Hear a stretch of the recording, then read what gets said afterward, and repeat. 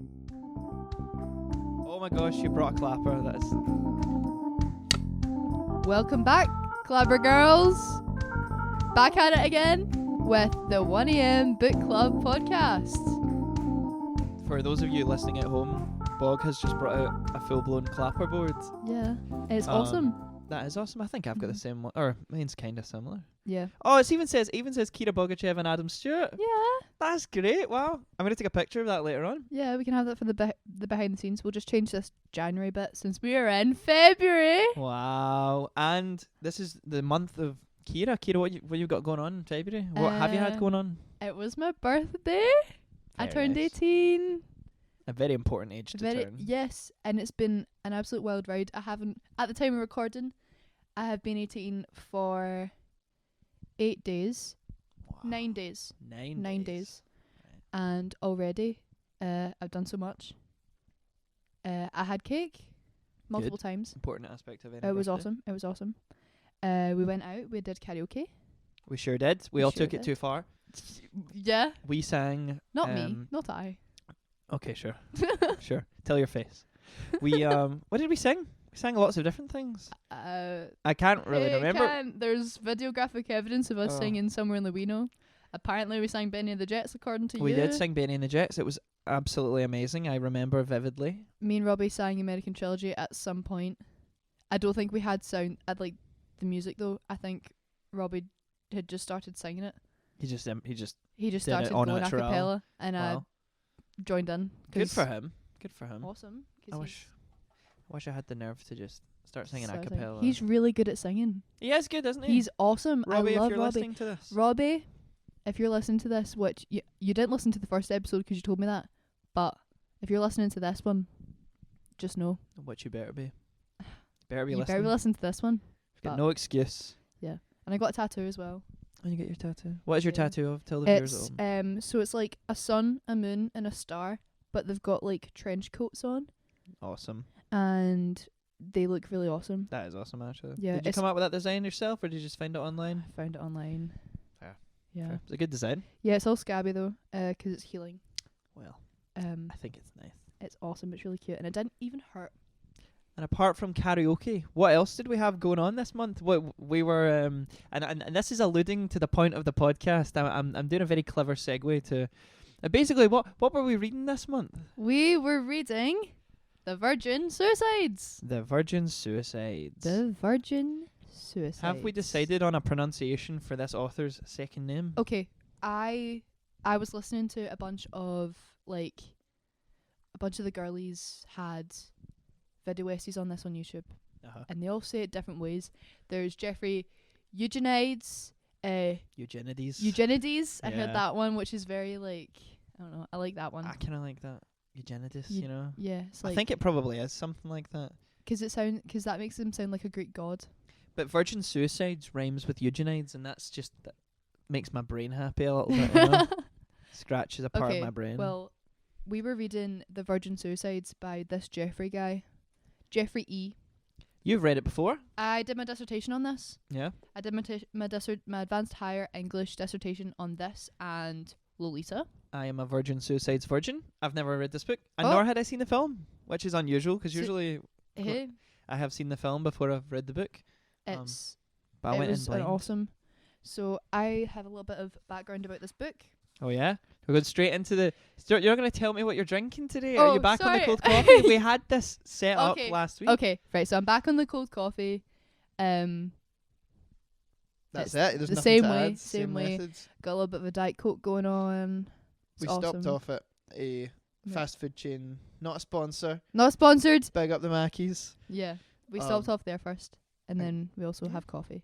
I'm on the black coffee. The good kush. Just like my man. You're so. And follow-up question, same as last pod. What you're reading right now? Have you read anything? I since? have it all here. Oh, you have it here. Yeah. Slay. All right, give us the tour. What have we got? I'm reading the Ronnie Spector autobiography called "Be My Baby." She wrote it herself. Ronnie Spector being the lead singer of the Ronettes. Very nice. Who has an incredibly, from what I'm reading, a very tragic story. Not very, very tragic, but you know, it's sad. Pretty tragic. It's pretty tragic. She was the victim of a very controlling marriage, Mm. and I'm almost finished it, but it's a really good book. It's called Be My Baby. It's awesome. Autobiography. It's an autobiography. She wrote Oh, it yeah. herself. It's about her life. There's loads of pictures in there. Bonnie Spector still alive? No, she unfortunately passed. A couple of years ago. Yeah, Mm. 2022. So Yeah. Oh, I don't well. even remember hearing the news that she died, but you Mm. know. Every time I just hear the song Be My Baby, it just makes me think of National 5 drama. Because everybody did the piece Be My Baby, Oh, were they all pregnant? where they're all pregnant. Yeah. My sister did that piece, I think. I didn't do that. I did DNA for my National 5. Oh, I love DNA. I did DNA. I was Leah Mm. from DNA. The Bonobos. The Bonobos. Fair. And That's a good play. We did that a really long time ago when I was still at Stagecoach. Shout out to Stagecoach. Kickstarted my acting career. and what are you reading right now, Adam? Currently, I'm in between books. I just finished The Virgin Suicides, and then I read Audition by Ryo Murakami, which I put up a review On your on 1am book review. I did watch it. It was really Okay. good. Well, it was good. It was actually a pretty good book, to be fair. I'm making it my quest to like read as many famously disturbing books. I don't really know why. I just thought that would be a funny Morbid curiosity. morbid curiosity. Exactly. I'm just which is trying kind to of the central theme of lure this book. myself into feeling some sort of emotion. And then I'm kind of reading a book about Chernobyl. Yep. And I'm about to start reading The End of Alice by A.M. Holmes, which is another one for the Disturbing Books quest. But apart from that, I'm just sort of between books. Which is fun. I'm not gonna lie. When I read this, I was kind of just trying to read it because I'd never read it before, and I never took like any notes. So compared to Mr. Ripley, this is a very poorly annotated book. Mm. But you know what? I I'm have ready for you some to lead the notes. discussion. Right. I just want to preface this and say I know a lot about this book because I did it for my dissertation. I also did Lolita with my dissertation. Mhm. I did it about like the male gaze and the destruction of girlhood and stuff like that. Yeah. So Nice. I'll just read from my notes a little bit here. Yeah, let's give us a preface. Okay. So this book was published in 1993 by Jeffrey. Big Eugenides. Eugenides. Eugenides. I'm gonna Eugenides say nuts. that one. The Sofia Coppola movie came out in the year 1999, 2000. Can't remember. Mm-hmm. Anyway. 1999, I think. Okay. Awesome. My notes here, I've got Big Coquette, Big Slay, Hell is a Teenage Girl, similar but not word for word, which is very true. What does coquette mean? It's like, I thought that was like a potato thing. that's a croquette. All right. I've been living a lie. No, so coquette is like an aesthetic. It's like just girly things like bows and lace, and Lace. the Virgin Suicides movie Is very coquette. is very coquette. very pastel. Very pastel, very I want to say like Catholic aesthetic as well. Yeah, I get what you mean. Yeah. And I've also got here very clean, very sterile. my dissertation published in 2023 by me. I wasn't published, but it was award winning. It wasn't award winning. It was very good. Did it get you a good grade? It did. I ended up getting an A. There you go. It was Anyway. technically award winning then. Won an A. I won an A for award. There you go. I won A for absolutely A for fan- awesome. we talk. I won an A for awesome stuff, Kira. Well done. Okay, so this book is about, it follows these five Lesbian sisters. 5 lesbian sisters. We have, Oh wait, I want to try and remember their names. Okay. Because I famously am terrible because at I've remembering got it. names. I've got it here. Right. Mary. Yep. Bonnie. Yep. Lux. Yep. Therese. Yep. Cecilia. Yes, I very am well God. done. I am such the goat. Yeah, you are. I can't believe I So, remembered that. from youngest to oldest, we've got Cecilia at 13. We've Mhm. got Lux at 14. Lux is only 14. That's disturbing. Lux is The 14. promiscuous Lux. We've got Bonnie at 15, Mary at 16, and Therese at 17. Hmm. They're so, yeah, They're just girls. they're just girls. Okay. my I notes hope here. you're ready for a controversial podcast. Okay, right. Because is this one of your favourite books? Kind of, yeah. One of my Kind of, favourite- yeah? Yeah, well, yeah. It's on my shelf of favourites. Is this a 10 out of 10 book for you? No, it's not 10 out of 10. I've read better written books, but I love it just 'cause it's like, The virgin suicides. I love it. Can I just say Yeah. my opinion of this book, and I'm ready to have it swayed by your extensive research and everything you're about to tell me. This book is a solid 6 out of 10. Okay. Hot take, perhaps. Okay, well, I'm going to say 8.5. All right, I'll allow it. I'm going to say 8.5 only because, you know, it drags on a little bit in the middle. It's a little bit. I hate to use the word boring, but I was reading it and I was kind of like, let's move here, guys. Yeah, no, I see what you mean. There's like, it's set out in a way that it's not broken up into sections. It's not. It's not like chapters, like succinct chapters, like Ripley was. Yeah. And that's why I got through Ripley really fast. Yeah.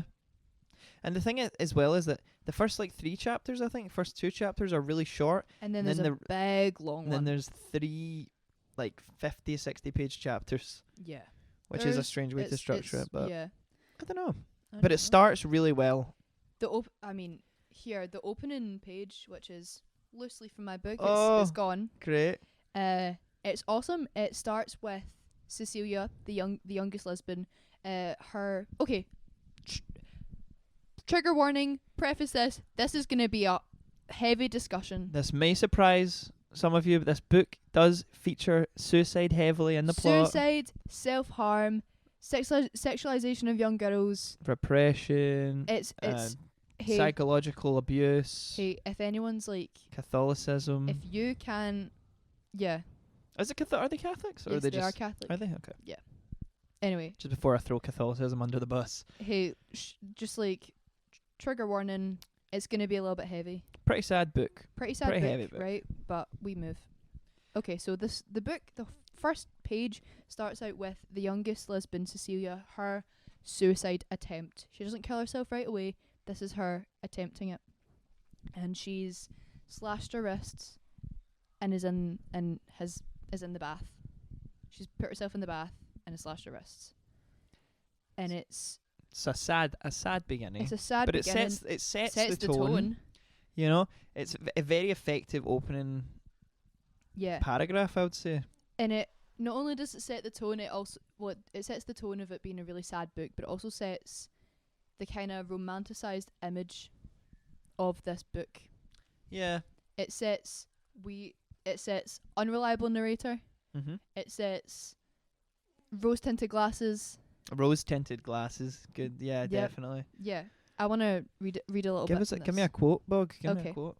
Cecilia, the youngest, only 13, had gone first, slitting her wrists like a stoic while taking a bath.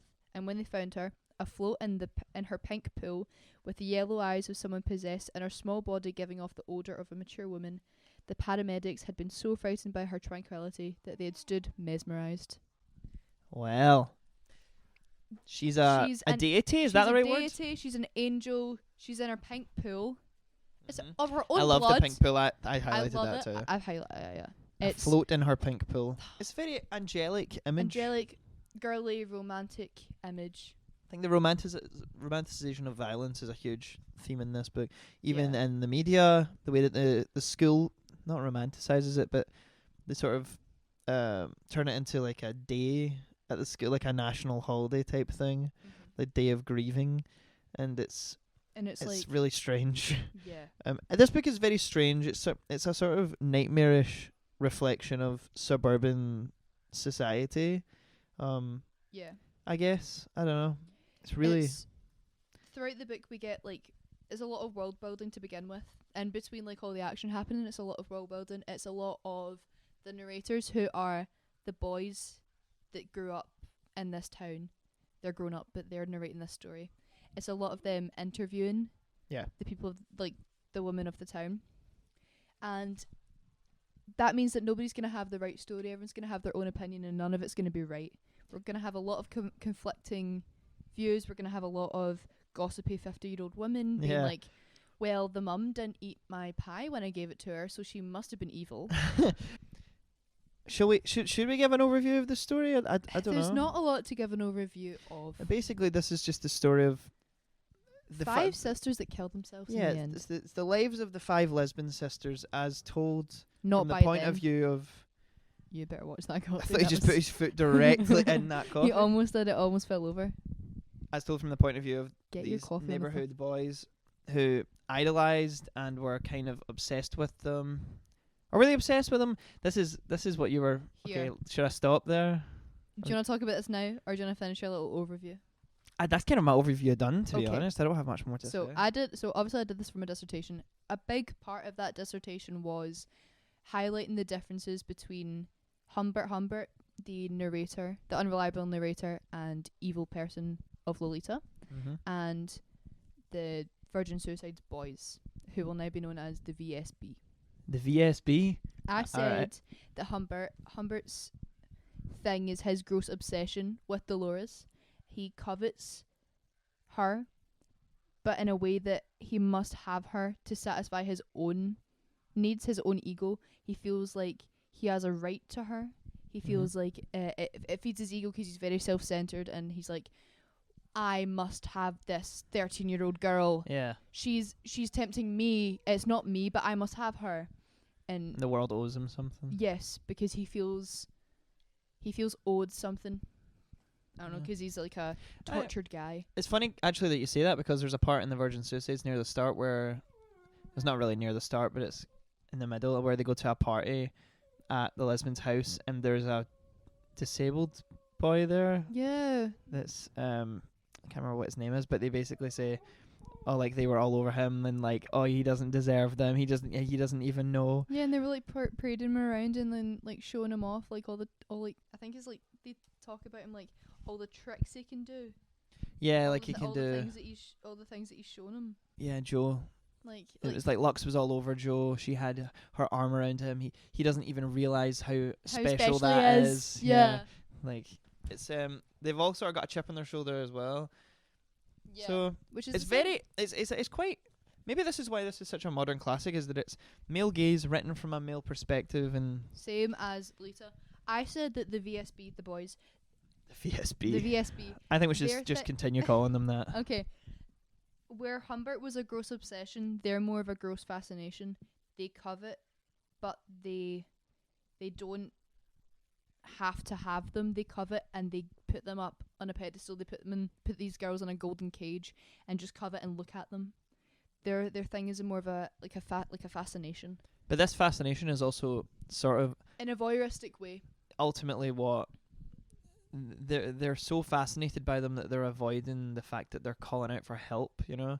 Yeah. They're like, oh, Lux is so, for example, Lux's promiscuity, they go, oh, she's so hot, but it's so obvious that it's like she's her trying to get some control in Yeah. her life. yeah.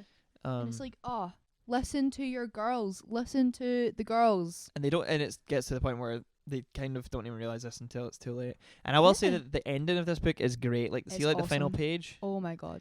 We'll talk about it later, but it's Awesome. just awesome. It's so good. Right, yeah. so happy to. What's even the next part of the story? I guess Right. I Cecilia. want to talk about Cecilia. Yeah. Okay, so Cecilia's the youngest. Mm-hmm. She was just a girl. The whole story opens with her trying to kill herself, right? Yep. Which is upsetting. She survives. She pulls through. She's in the hospital, and the doctor's like stitching her up and stuff, and he's like, you know, why you're just a young girl. Why would you want to do this? You've got like nothing's gone wrong. Don't in your even life. know how bad it gets. Do you know how bad it gets? And she's like, well, clearly, you've never been a 13-year-old girl. Good line. And I'm like, that's a good line, but also kind of makes my skin crawl a little bit. I don't Yeah. know.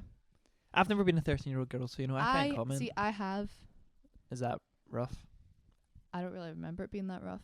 Oh yeah. To be fair, though, I wasn't a lesbian sister. It's probably rough for the lesbian sisters. Yeah. To be fair, I did not grow up where they grew up. Mm. So Yeah. That was a good line. I liked it in the movie too. I liked it, but it's very like, hell is a teenage Yeah. girl. Clearly, doctor, you've You've never been a 13-year-old girl. Which is kind of a serve for her. Oh yeah. Anyway. I mean, slay. I do think this is another criticism before we go on. I feel like and this isn't necessarily, maybe it's because they're mature beyond their years. I feel like that none of them talk like children. No, they don't, and you know why? Because Why? it's the boys remembering. It's not real. Oh yeah. Yeah, it's the boys think- remembering what they were saying. It's not gonna be As real. adults. As adults. Right. So obviously they're right. gonna change it and make every line sound quotable, or make Mhm. every line sound like like it's coming from like God or straight out of a something. novel. Yeah. Okay, I take back my I retract my criticism then. Yeah. That's not a valid criticism. Yeah. Well, they were, you know, they probably spoke like girls. They probably spoke like Yeah. kids. 'Cause they were. Yeah. The oldest is 17. That Also, used to be me. the fact that she during her initial suicide attempt, Cecilia is holding a laminate of the Virgin Mary, I mean, which is religious imagery in this book, so insane. And also another thing is that I don't know if I missed something, but Cecilia likes to wear this old vintage wedding dress. Yes. That she's like shorn off at the bottom, kind of a sleigh, kind of a Yeah, so kind it's of almost served. like which I sort of saw as like a symbol of, she's got this repression, she's got this angelic like virginity, but she's trying to make a breakaway from it, which is why it's obviously shorn like off. short. Yeah, Yeah. I don't know. It's like, well, you know, she's wearing a wedding dress. It's like white. It symbolizes purity, as all like that's what wedding dresses were supposed to do. There's this quote where it says, "She was standing by the curb in the antique wedding dress with the shorn hem she always wore, looking at a thunderbird encased in fish flies." And I just wrote, "An empath." She's the Lorax. She speaks for the She trees. speaks for the fish flies. Yeah. Yeah. Yeah. And I then know. Cecilia, she's such a wee tragic character. So the girls throw a party. Their mum lets them throw a party for like the neighborhood boys. Like they come over or something, and it's But- really awkward. And it's because the doctor says that Cecilia needs to understand She how it feels to be a teenage girl, basically. She and she needs needs to to socialise. she needs to socialise, which is like, you know, fair enough. But then so their mum makes them throw a party, and it's very awkward, and nobody's talking, And there's punch. and there's punch. And Joe All comes the over. all the boys are on one side, all the girls are on the other. I think their mum's in the room with them, so which isn't gonna help. I never actually felt the awkwardness of, and we'll come back to the movie You discussion. never feel the awkwardness No, of that. I never felt the awkwardness of the scene in the book until I watched the movie, and And it then was you're just like, four people in a "Oh." basement in complete silence. Yeah, and then Joe comes over. Love Joe. I love Joe. Justice for Joe. I wanted more Joe, honestly. I was surprised he never came back. No, it was just in that one scene, I think. Hmm. And then Cecilia asked to be excused. Tragedy strikes. Tragedy strikes. Tragedy spikes, if you will. Oh, Adam. No. She disappears. They all watch her go up the stairs. And she's going up at the stairs, and she's going up and up and up. And then all of a sudden, they see this body drop. All the bodies hit the floor. All the bodies hit the floor. All the bodies hit the fence. Yeah, and she jumps into the spikes of the fence, And dies. impales and kills herself. What a horrible, What a horrid thing. awesome way to die.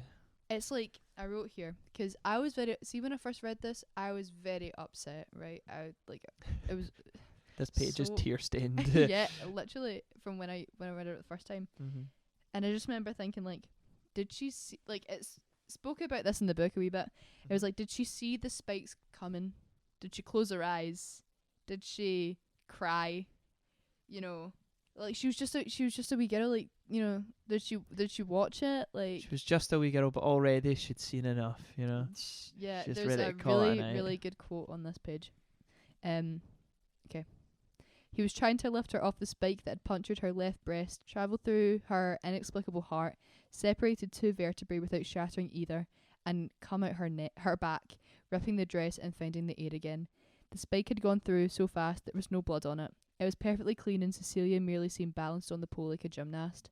The fluttering wedding dress added to the circusy effect. Mr Lisbon kept trying to lift her off gently, but even in our ignorance we knew it was hopeless, and that despite Cecilia's open eyes and the way her mouth kept contracting like that of a fish on a stringer, it was just nerves, and she had succeeded on the second try in hurling herself out of the world. Wow. Okay, Jeffrey, we see you. Okay, Jeffrey.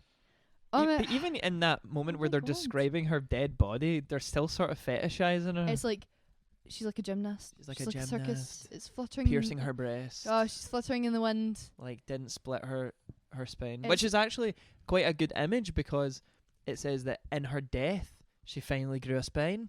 Ah. She finally kind of took control, I guess, in a sad way. She did something for So- herself, I guess. So upsetting. She's just a girl. She's just a girl. And so there goes there goes the first there goes- Lisbon sister. There she goes, and we don't get. And then when you Well, were reading this, it was like, Yeah. where's all the I was like, where's all the suicides? rest of the suicides? And then it all comes in Well, one. I thought I was under the impression that the book, when I went into it, of course, I'm reading this blind. I've no idea what this book is about, really. I thought that it was going to chronicle, like, one suicide every, like, 30 pages, like it happened over the course of a number of years. Like it's yeah. But this is not what happened. Well, it did, but, like it didn't happen gradually. No, it's No, it yeah. did not. All right, shall we talk about Trip Fontaine? I've got him hearted in my notes here. I've got Trip Fontaine with a little heart round it. Is Trip Fontaine kind of the male lead of this book? I guess he's in it Kind the of. most. He's like, I feel like the boys in the book idolize him as well. He's this real Giga Chad, basically, of the He's neighborhood. really cool. He's Yeah. really cool. He's got a car. He does have a car. He's got a car. He's got long long hair. Yeah. He probably plays a guitar. You think he plays a guitar? He must. Probably. Yeah. He probably the does. way you looked at me there, you realised how much you want to be with Trip Fontaine. How What mu- a how much Chad name. I am Trip Fontaine. The name Trip Fontaine just evokes bad news in me. Trip Fontaine. Okay, so it's kind of like a really cool name, but also The villain of a Cars movie. yeah. Like, my name is Trip Fontaine. My name is Trip Fontaine. I'm gonna beat you, I'm Lightning gonna steal McQueen. your. I'm gonna steal your fenders. Eat my dust, Lightning McQueen. I'm Trip Fontaine. That's such a, like, 70s name as well, isn't it? Yeah. His name was on Trip. Trip Fontaine. Also, the second name Fontaine. I mean Vince Fontaine. He was Yeah. the skeezy guy Yeah. from Greece. If anyone didn't. There's pick a up on lot of that cool reference. names in this book. Paul Baldino. Oh my gosh! What's Was that his the- name? Paul Baldino? What's the other one? There's another one. Paul Baldino, son of the shark Baldino, the gangster, The gangster. who has secret tunnels under the city, apparently, out of a tree trunk. Like underneath a silicon tree trunk that Ins- runs directly into the Lisbon's house. insane. So weird. Was it Dominic Palazzolo? Yeah, He was the wee yeah. kid that jumped off and Off the roof, jumped off the roof and survived. which is a nice bit of foreshadowing. Wait till we get to the foreshadowing thing, 'cause Yeah. I was gonna keep this from you and then you said it. You Okay. texted me about it and I was Yeah. like, there goes my thing. Bog is mad on the foreshadowing in this book, I which love is fair because there is some good foreshadowing in It's this book. awesome. It's really awesome. Yeah, because he jumps off the roof He jumps to off the roof. profess basically His demonstrate his love for. Diane. It's Oh, like it's yeah, like some yeah. girl that's like out of town. But who was it? It was something about him and one of the Lisbon sisters that they thought that one of the Lisbon sisters loved him. Yeah, Cecilia. Oh, was it Cecilia? Yeah, 'cause Cecilia apparently watched it Mm-hmm. and then like was like, okay, he's so cool. He jumped off a building. I love But then him. it's revealed later on when they read her diary after her death that it's like the only time he's ever mentioned in her diary is her being like, that idiot jumped off the roof. Why would he Yeah. do that? Yeah.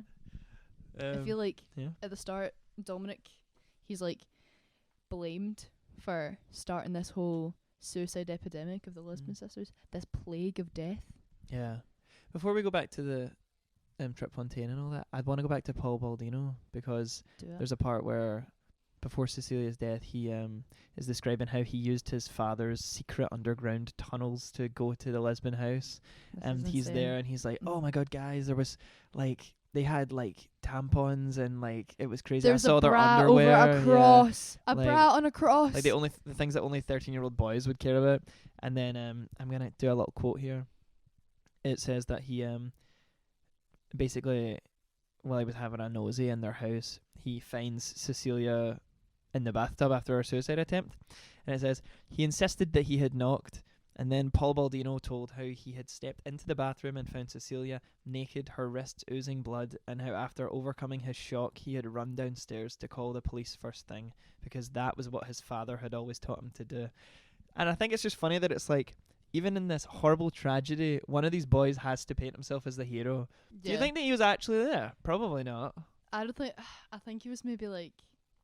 I He's don't just know. like bigging himself up. Do we believe that there was tunnels underneath I all the don't- houses? I don't.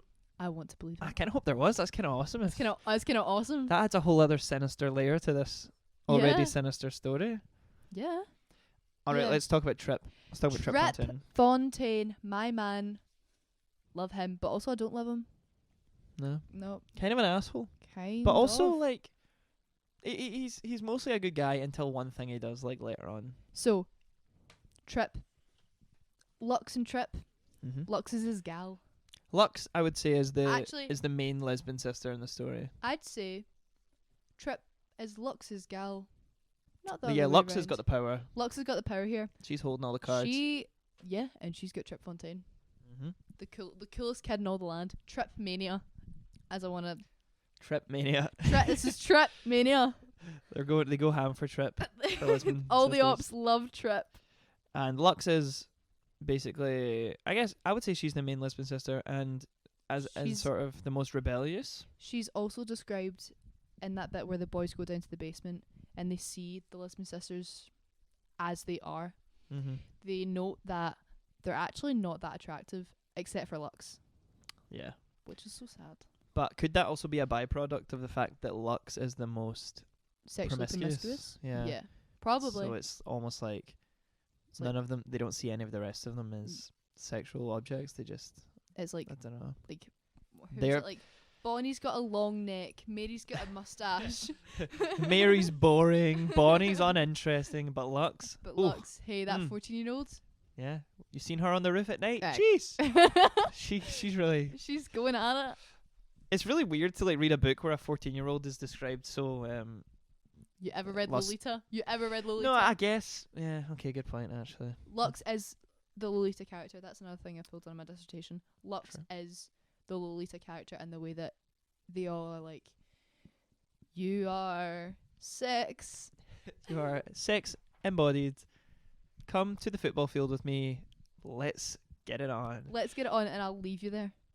Okay, well, we'll get to that. No spoilers, no spoilers. So I- Trip Fontaine, he decides that he just has to have Lux Lisbon. It's kind of cute in the movie though. It was quite cute in the book too. He goes to Mr Lisbon, who, hot take, Mr Lisbon innocent. Bro was a bit weird, but Okay. I don't know. I feel like, especially in the movie, I was kind of like, I read a very angry Goodreads review about Mr Lisbon. by Mr Lisbon. Really? Yeah, it's really funny. I don't know. Maybe I just really like James Woods, and that sort of swung me on Mr. Lisbon in the movie. Anyway, he goes to Mr. Lisbon to ask permission to ask out Lux on a date. Basically, Mr. Lisbon's like, yeah, I don't know about that, man, but like, listen, if you all go out together and find a way to like take you, your friends, and all of my daughters, we'll all go, and you know that'd be sound. And Trip's like, I bet. So Tripped it in the most. yeah, Trip Tripped it the really most. nice guy. But then so they go to a school dance, and the lesbian sisters get to essentially have what seems to be like their first proper social kind of Their one high school normal gathering. night. Their one normal night. God, I know. And they go to this dance, and there's a little bit of booze, and Whoop. the boys are like offering them drink, and the lesbian girls are like, nah, we don't fuck like that. And Trip's like, wanna bet? And and then Trip and Lux take a little. Oh, okay. So also mosey on round. there's more to it than that. Trip and Lux have already sort of been seeing each other. There's a scene where she is it she kisses him in in the the car? car. and gives her gum. Oh yeah, the gum. Yeah, and there's obviously like an attraction between them, and so after the dance, Lux and Trip leave and go to the football field and Consummate their love. consummate their love, and so actually this is a false title because they weren't all virgins. One of them died not a virgin. Is that maybe what that little petal is? Oh maybe. She's not whole. Oh maybe. On She's not on our whole. on both of our editions of this book, it's like the Collins Modern Classic. Is it Picador?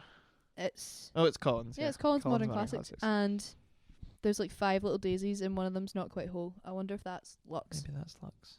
'cause she maybe. wasn't quite pure. Yeah. Oh, Oh, maybe. Oh, That's a good analysis. Mr. Hey. Meikle, are you listening? Mr. Miko, shout out to Mr. Miko. Shout out to Mr. Who apparently listened to our podcast. So, hi, Mr. Meikle. Hi, Hope Mr. Miko. you're listening, man. Love you. Have you read The Virgin Suicide? If you have, you know. You read my dissertation? Yeah, maybe it has then. Maybe. Anyway, where were we? They go to the football field, they consummate their love, and then Trip, I guess, panics. I can't really remember. He just does a runner and leaves her there. He leaves her there, and she wakes up and walks home. And Mrs. Lisbon, who is already a complete psycho, is absolutely furious with her and decides that because she misses her curfew, because she doesn't come home, she decides that all of the Lisbon sisters, the whole Lisbon family, must go on lockdown, basically, and they start living like there's bombs going off. Like little little hermits. And the boys and they don't come out the house, and the boys in the neighborhood are like, we just went through their trash and it looks like they're just eating like rice and seasoning packets or something. It's something strange like that. They're literally living like they're on like a nuclear lockdown. Wasteland, yeah. Yeah. And they only ever see one of the Lisbon sisters. I can't remember which one it is. I think it was Bonnie, who comes out and with a rosary and prays every night or something. So they really got the house on lockdown. Yeah. And Lux is on the roof. Oh, and Lux is on the roof. Do you want to talk about the roof? Yeah. This is Lux is on the roof. She's doing that thing that teenagers do where you tell them not to do something and then they double down and do it. They double down and do it 10 times over. I love that Lemmy bit where you ever seen that Lemmy sketch where he goes, "Don't back down, double down." That's literally Lux. And she takes many lovers on the roof. She sure does. On the roof. For the whole neighborhood to see. Just to spite her. Performative. Yeah. Maybe say performative voyeurism. Kind of. That's a really very good sentence. Yep, it kind of is. She's Yeah. doing it to spite her family. Yes, one to spite her family, two to gain some control and for herself because her parents are very controlling. Or her mum is Do anyway. you think that part of her is also like she herself doesn't know what her personality is? She's like, all these boys think I'm promiscuous, so that must be who I am. So that is it. Yeah. She's. Uh-huh. I think there's a It's bit. really sad.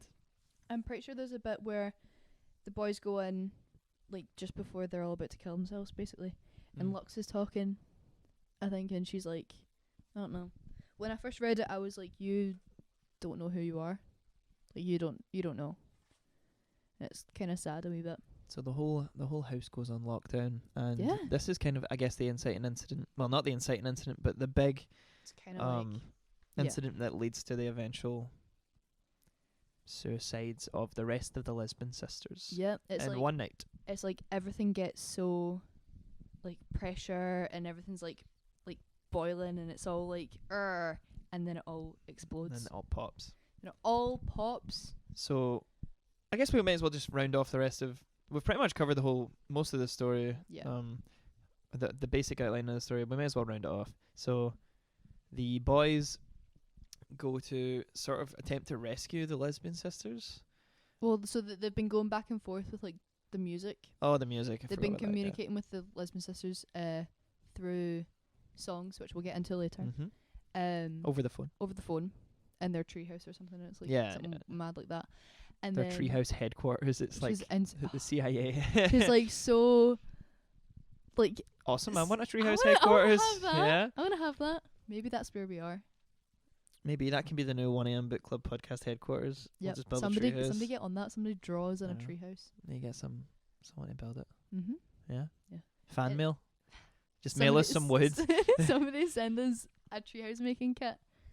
I love. Do you know, every time, this is such a tangent, but you know, that's what we do here at the 1am book club podcast. Mhm. You know, anytime I played Minecraft, I would always, without fail, put my house in a tree. Because there's nothing cooler than being that guy on the Minecraft server That that's has a like, treehouse. he's got his house in a tree. we're He's gonna living in a listen. treehouse. We're gonna listen to him. His gaff is not on the ground. And people are like, oh man, that's so awesome. And they're like, oh, do you just climb a ladder? I'm like, nah. You jump. No. Spiral staircase. If you're going on Minecraft, you might as well What? get adventurous. Like, I can't live in a treehouse with a spiral staircase in real life. You better believe I'm doing it in Minecraft. That's insane. Spiral staircase. Were you a Minecraft gamer back in the day? Not really. Okay, We didn't. well, We didn't really have. You're all missing that. out, man. We haven't. You didn't now. have all that. We didn't have Sound like all one of the Lisbon sisters. We didn't have We didn't video have all that. games. No, we. My grandpa had an Xbox 360, so it was all like the Lego games there and Lara Croft Tomb Raider. Oh, well, it's a good selection to be fair. And then I don't know. I wasn't really like into that as a kid. And then like my friends would play it, and my friends would play like FNAF, and I'd like FNAF. feed off of that.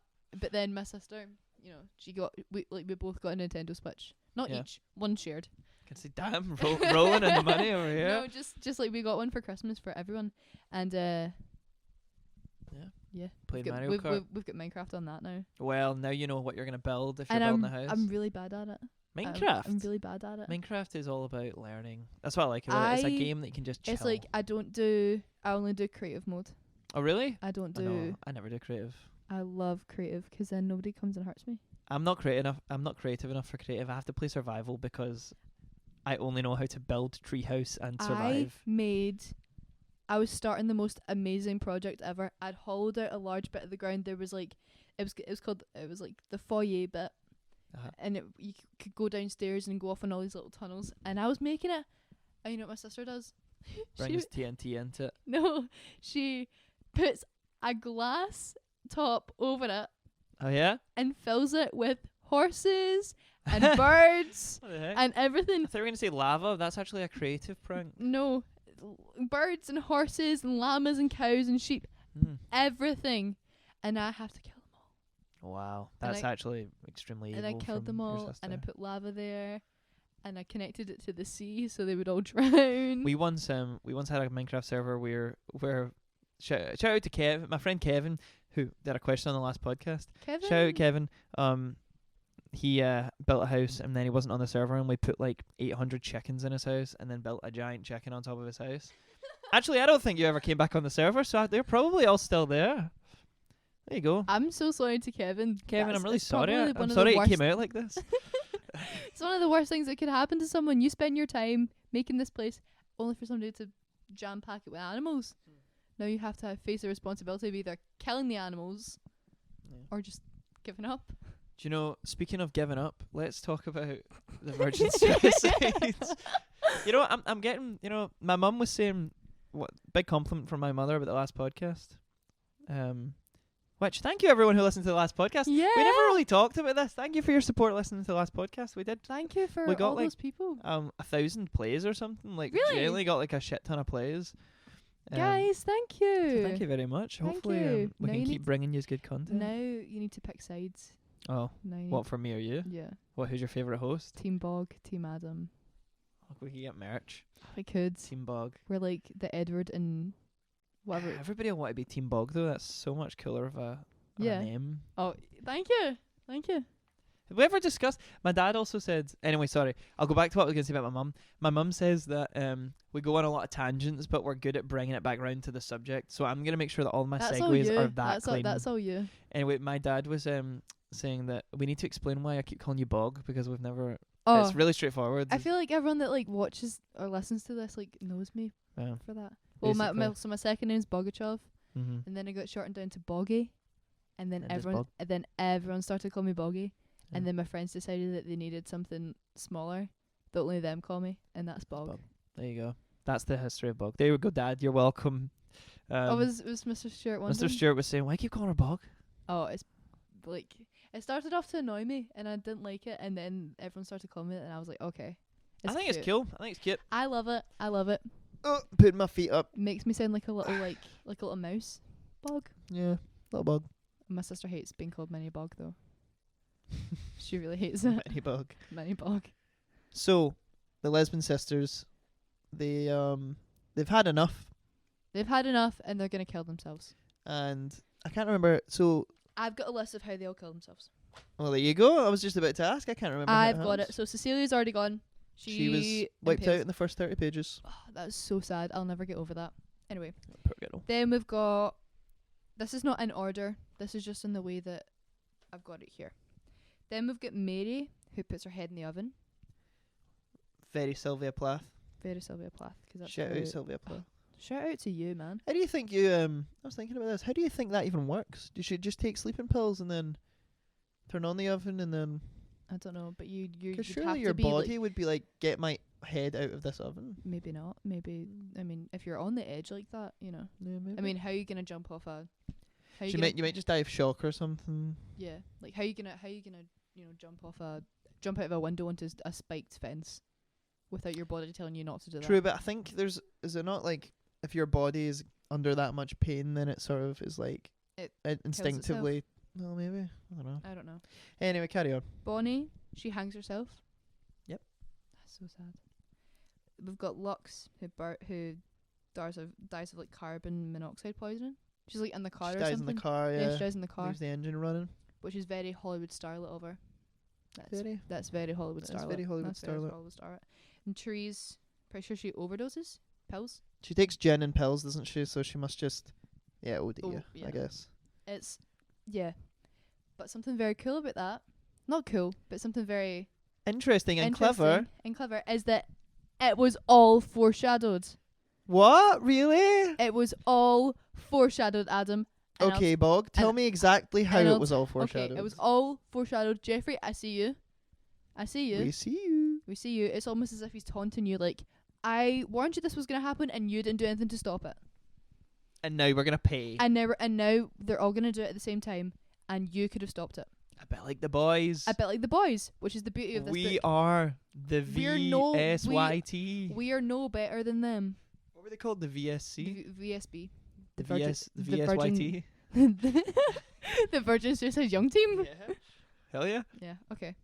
So, Cecilia, I kind of picked, it was like Dominic Palazzolo. He jumps off and survives. Yep. But that's kind of like Cecilia watches that and goes, oh, That's a good idea. that's a good idea. So Mhm. Cecilia jumps off and she impales It's herself and dies. successful. Mary, which is, going back and reading this, like the second time, I'm like picked up on this a little bit easier. Uh-huh. At the very start, it's like they're talking about a picture that was made of the Lisbon house, and Mary can be seen in one of the windows, and it looks like her hair's on fire. She must have just like caught a glare off the window. Yeah, like I have it right here actually. Yes. It says they're talking about a picture, and it says the upper right second story window contains a blur that Mrs. Lisbon identified as Mary Lisbon. I also thought that maybe it was like, did she feel invisible? Very Kind of true. thing. But also, so Her hair- head appears to be on fire, but hair it's on only a trick fire. of the light. That's yep, what it says here. hair on fire. She puts her head in the oven. Hair on fire, head in oven. Oh, it also says in the photograph, Mary is caught in the act of blow drying her hair. Hair There in you the go. oven. Hair on fire. Hair on fire, head in the oven, dies. Okay. Damn, Bonnie, eh? when the boys are at the party and they're pointing out the Lisbon's individual insecurities, Bonnie is described as having a long neck. Yep. Bonnie hangs herself. Oh, very clever. Very clever, Jeffrey. Very clever. Bravo. You told me this one.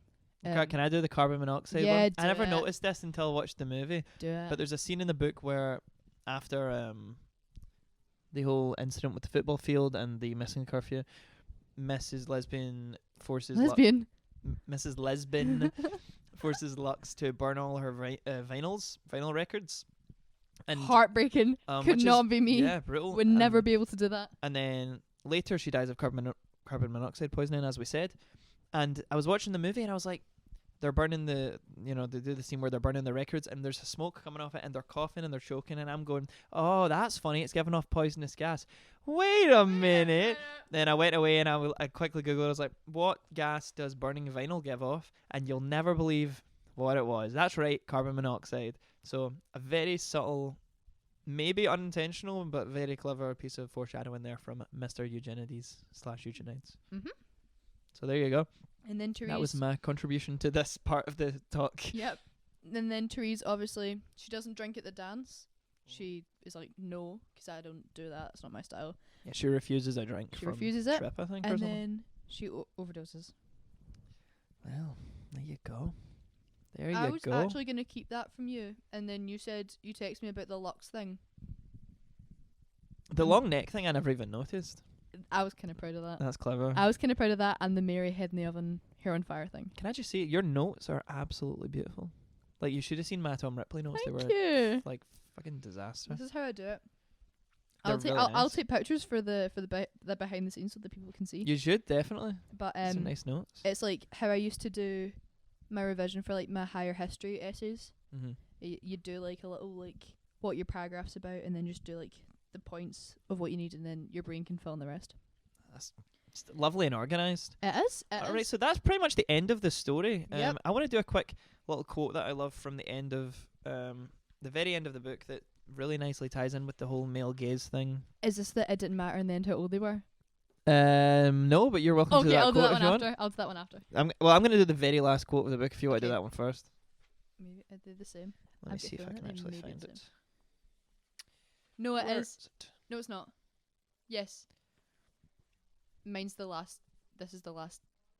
Like Is sentence. it underneath that? Yes. Okay, I'll do mine first then. So there's this quote where they've essentially realized the error of their ways. They've thought, oh, we could have saved them, but we were too caught up in our own fantasy about them that we didn't realize that they needed help.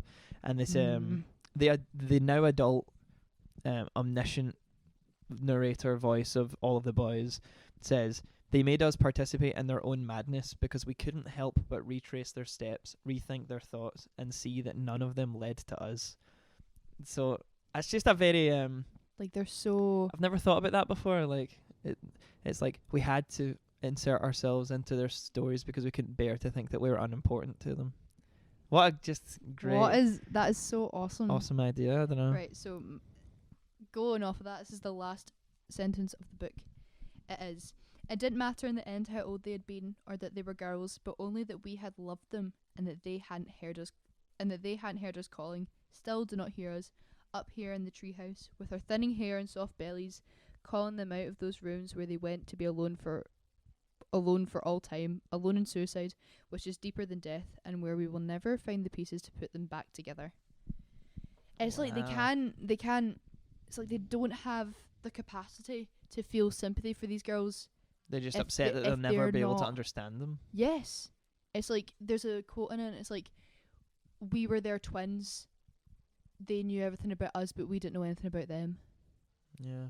I'm like, it's like they It's don't cool have. that they accept that in the end, though, where they go, we just It's like- idolize them, but don't understand them. in their old age, after they've immortalized and concreted these girls as these mythical, untouchable, unknowable girls, now they can finally realize that we weren't that important in their story. All right, okay, Bog, I see you. You know what? I'll bring my rating up to an 8 out of 10. Yes! This, you know what? This conversation You is know what? steering me up the way a little. It's just sad in the way that these girls' stories, and I know they're fictional girls, and I know they're not real people, but their story was not told by them. They're told by these men, these boys, these men, boys to men. And now they'll never get to tell their own They'll story. never get to tell their own story. It will never come out the truth.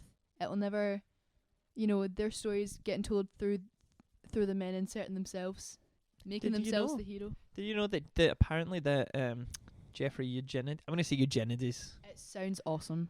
Do you know apparently Jeffrey Eugenides based this book on a true story when he met his nephew's babysitter, and his nephew's babysitter had told him that her and all of her sisters had attempted suicide because they couldn't handle the pressure. And he was like, oh my God, I'm going to write a book about that. And that makes me so upset. Yeah. That makes me so sad. It's like we never even find out why they killed themselves. There's never We get an idea, but get we an don't idea, know but for it's sure. all speculation. It's all speculation from other people. Mm. That and that's the sad bit. We're never gonna know why, like the true reason why. And it's the lesbian girls. They're such they're a product of their own environment. Everything in this book, right? It comes under the headline of setting. Everything's coated in decay and muck. And the first little bit, they're talking about like the fish flies and everything covering the fish flies. Yeah. The trees are dying. The trees are rotting. There's a cemetery strike. All the bodies are piling up. Aren't the trees also being poisoned by the flies? Yes. So it's like the way that I saw this. Everything's decaying and rotting. The way that I saw it, it was like there was a lot of talk about trees in this book, and I sort of saw the trees as a symbol for the girls, where the trees are being slowly poisoned by these flies that are basically terrorizing the neighborhood, and eventually the trees have to be cut down because they can't survive because they keep being attacked by these flies, and it's like they're being poisoned by their environment, and that's exactly what's happening to the lesbian sisters, which eventually leads to them like committing suicide. yes, they're poisoned by their own environment. Everything's covered in like this very unpretty decay. It's like when you think about the virgin suicides and you think about lesbian sisters, especially the boys' description of them, it's all very pretty. Yeah. But they're set in the way that this middle class suburbia is getting slowly and slowly plagued with all this like unniceness, this like sort of like foreboding presence of like unniceness, and it's such like a nice little contrast, and it maybe tells us a little bit more about how the Lisbon sisters were actually thinking. Again, it comes into the romanticization of everything, Of not everything, just them. it's like yeah, They maybe grew up in like a really shitty neighborhood, but I don't know. From the point of view of these boys, it was like an adventure. I don't know. I know. I think that's also. Can I just say about them quickly? There's so much to talk about with this book. It's so I think Sofia Coppola is such a great director to pick for this movie. It's so good. I was thinking about Priscilla because it's the same kind of thing. Yes. Where it's like this really clean, sterile imagery, very pastel, very coquette, and covering up this kind of hidden darkness. Mm-hmm. And I just think, which is what she does really well. And that's why I like her. She takes, I think watching the Virgin Suicides, she takes the story, and instead of making it about the boys, which could have easily been done, you could have just like totally done it a different way. I don't know. The one thing that you remember from it is it's like the girl's perspective and these like image of the girls. I don't know. I'm with you. It's like a fantastic film, I have to say. It's awesome. I loved it.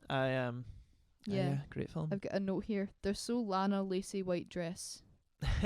They're very Lana Del Rey. Lana Del Rey. We haven't really talked about the parents. Should we talk about Mrs. Lisbon? I want to hear about this article or whatever it was the Goodreads the Mr. Lisbon thing, because I was alright with Mr. Lisbon. Mrs. Lisbon's a completely repressive, insane to mother. be fair, I didn't save this. It's lost on my phone now. I don't really have it. I'll have to say as well, maybe they toned it down a little bit for the movie, or maybe it was just I'm thick as mince and I can't take subtlety. But I thought that Mrs. Lisbon was also a little bit less outwardly evil in the movie. In the book, I'm like, I hate her. I hate her. This Goodreads review, it gave the book a 1 star. Oh yeah. And I'm gonna go so far to say that it wasn't a man. His name was Alan. Oh God. Okay. Alan, I'm coming for you. He gave it 1 star. Better watch it, Alan. He gave it 1 star, and he said that the whole tragedy could have been stopped if, and I don't agree with this. This is one man's wrong opinion. Yep. He was like, this whole tragedy could have stopped if Mr. Lisbon wasn't so effeminate. What? Yes.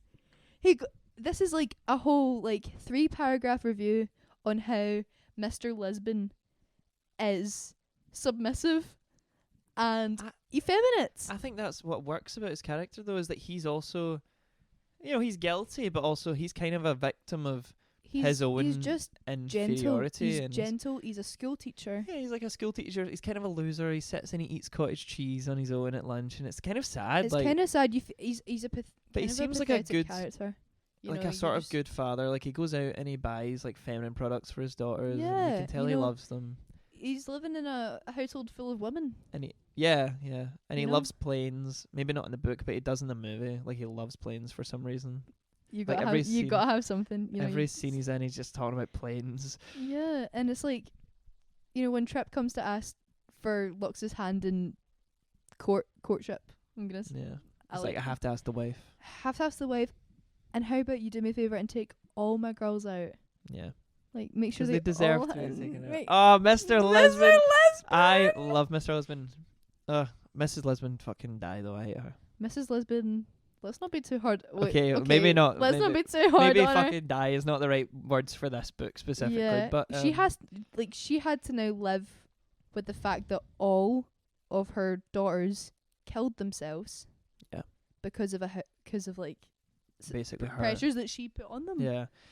But I can't even feel bad for her, because after Cecilia dies, she doubles down doubles down, but also she kind of victimizes herself, where she goes like, oh, we had to leave the door open when she was in the bath. Like, oh, it was so annoying. Yeah, no, she talks about it. She's like, how difficult it made her life. Yes, I highlighted that. It was like, it becomes such a problem for her, maybe Yeah. she's like a raging narcissist. Maybe that's what it is. Definitely a raging narcissist.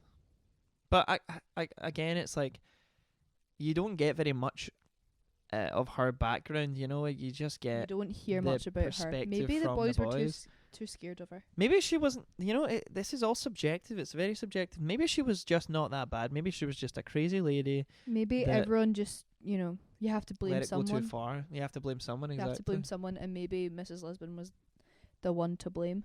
Yeah.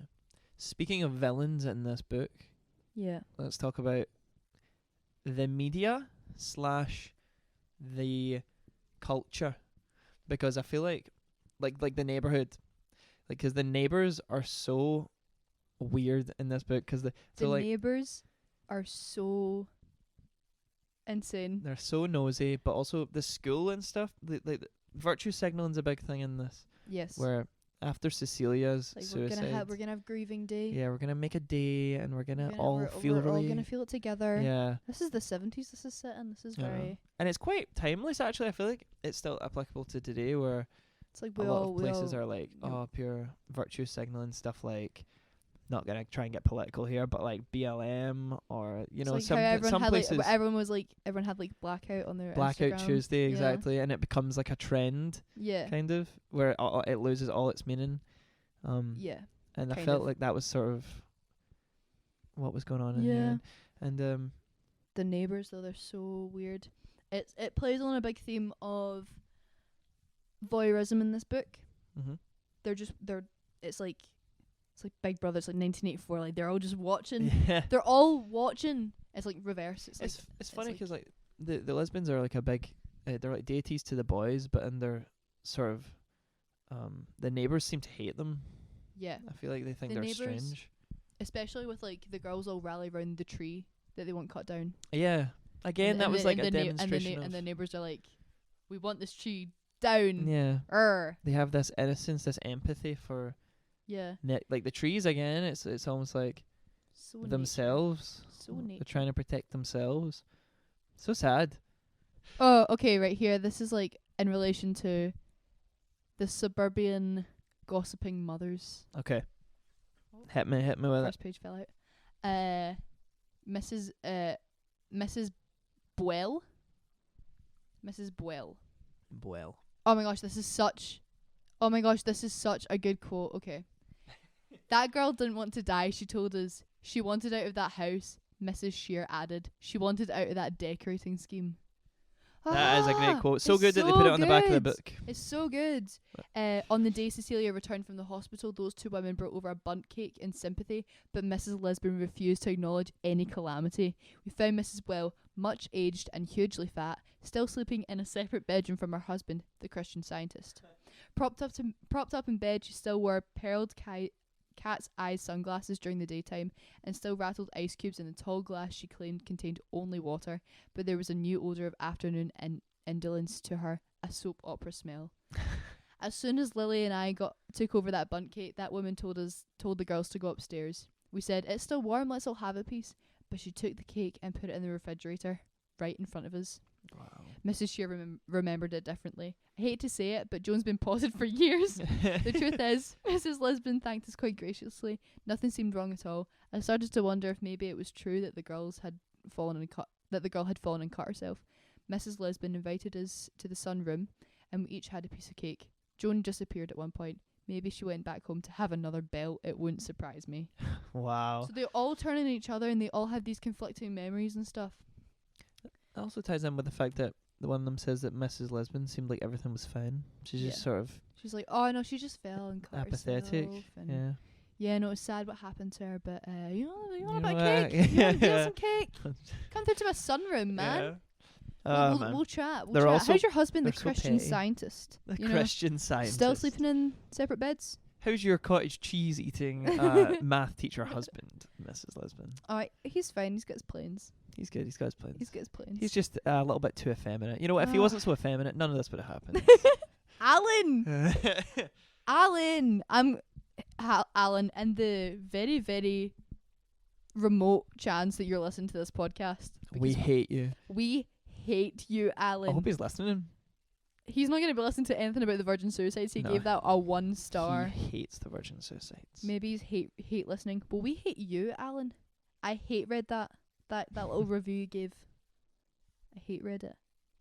'Cause I hate you. We all hate you, Alan. This is such... Nobody likes you, Alan. Nobody likes you, Alan.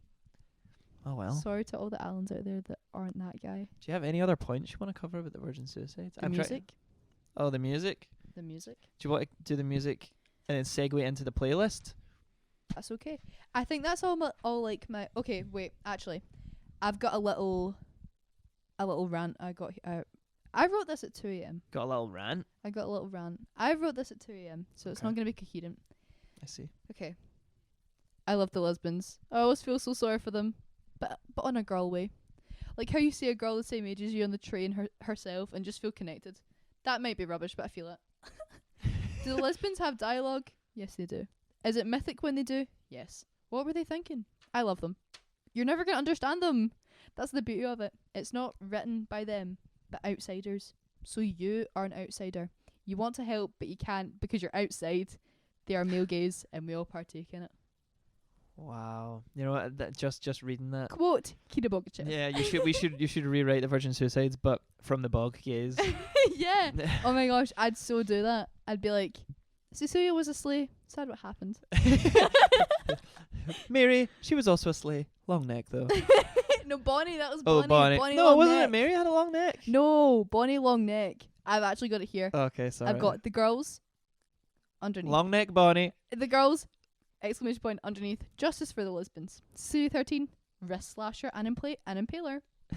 Oh my God. Tasteful. Lux God. 14, she's 14, my gal. My Bonnie God. 15, long neck gal.